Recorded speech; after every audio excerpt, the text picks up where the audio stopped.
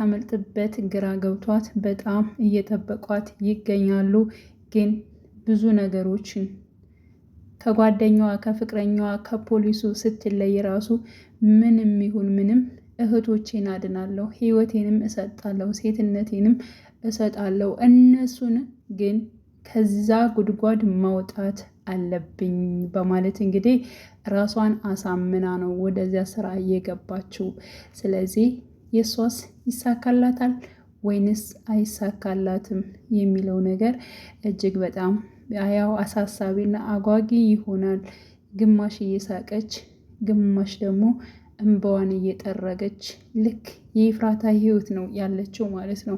ኤፍራታም እንደዚሁ ከያፌት ጋር ተጣልታለች። እንዲቀናኝ የሚሄድበት ስራ በጣም ወሳኝ ስራ ነው፣ ስለዚህ ይቅርታ አድርግልኝና እንዲሁም ደግሞ ከሚሄድበት ስራ ይቅናህ በይኝ ብሏት ነበር። ግን እሷ ይቅናህም አላለችውም፣ እንዲሁም ይቅርታም አላደረገችውም። ኢባስ የናቱን ፎቶ እያየች ስቅስቅ ብላ እያለቀሰች ነበረ። መቼ ነው ከዚህ ሁሉ ጉድ የምወጣው? ከያፌት ክፉ ስራዎቹን እያስታወሰች እየየ ብላ ስታለቅስ ነበር። ያው ቢኒ በመውጣቱ እጅግ በጣም ደስ ብሎናል። እኔ በጣም ደስ ብሎኛል ቢኒ በመውጣቱ። እንዲሁም ደግሞ ፂን ግን አልተቀበላትም። ሂጂልኝ፣ ማየት አልፈልግም፣ ከዚህ ውጭልኝ በማለት እንግዲህ እሷም ወታለች። ገኒ ባያማትና ገኒ መናገር ብችል ፂና ቢኒ እንደዚህ ባልሆኑ ባልተለያዩ ነበር። ምክንያቱም ፍቅር በጣም ብዙ መስዋዕትነትን እንደሚጠብቅ ከዚህ በፊትም ነግረዋለች።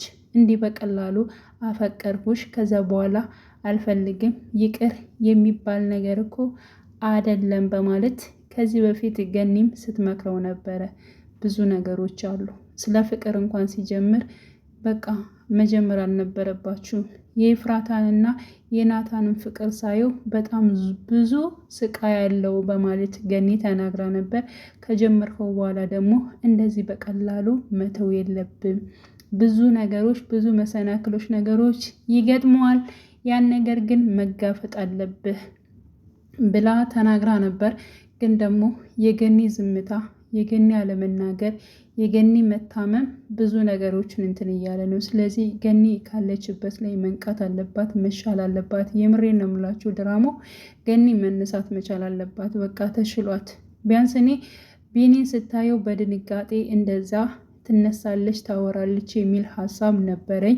ግን ደግሞ አልተነሳችም፣ አላወራችም። ይሄን ያደረገችው ለዚህ ነገር እንድትሆን ያዳረገቻት ደግሞ ሉሊት ነች።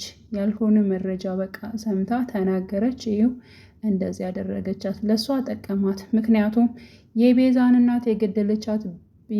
እናት የገደለቻት ራሷ ሉሊት ነች። ሉሊት እንደገደለቻት ደግሞ የምታውቀው ገኒ ነች ማለት ነው። ስለዚህ የሉሊትን ሚስጥሮች በደንብ የምታውቅ ገኒ ነች። ስለዚህ የሉሊት ነገሮች ደግሞ መጋለጥ አለባቸው። ያ ማለት ደግሞ ገኒ መንቃት አለባት፣ ገኒ መሻል አለባት። ገኒ ምን አድርጋ? ምንም ጥፋት የለባትም። እሷ ደህና መሆን አለባት ብዬ የማምን ነኝ። ሲቀጥል እንግዲህ ቢኒና ፄ በእርግጠኝነት አይለያዩም፣ አንድ ላይ ይሆናሉ። እንዲሁም ደግሞ ያፌት ለአቤል አክስቱ ልጅ ደግሞ እውነታውን አውቆ ዋጋውን ይሰጠዋል የሚል አስተሳሰብ አለኝ። እንዲሁም ኤፍራታ ደግሞ የናቱንና የያፌትን ወንድምነት መጨረሻ ውጤቱን የምታይበት ፓርት በ91 ይመስለኛል። እሱን እንጠብቃለን። ያፌትንና እንዲሁም ደግሞ የናቱን መጨረሻም እናውቃለን። ይሄ ነገር ተሳክቶለት ያፌት ተሳክቶለት ማለቴ ቢኒ ሳይሆን ማለት ነው ናቱ ተሳክቶለት እንዲሁም ቢኒን አስደስቶት ታውቃላችሁ። አሁን ቢሳካለት ናቱ ያፌት እስር ቤት ይገባል።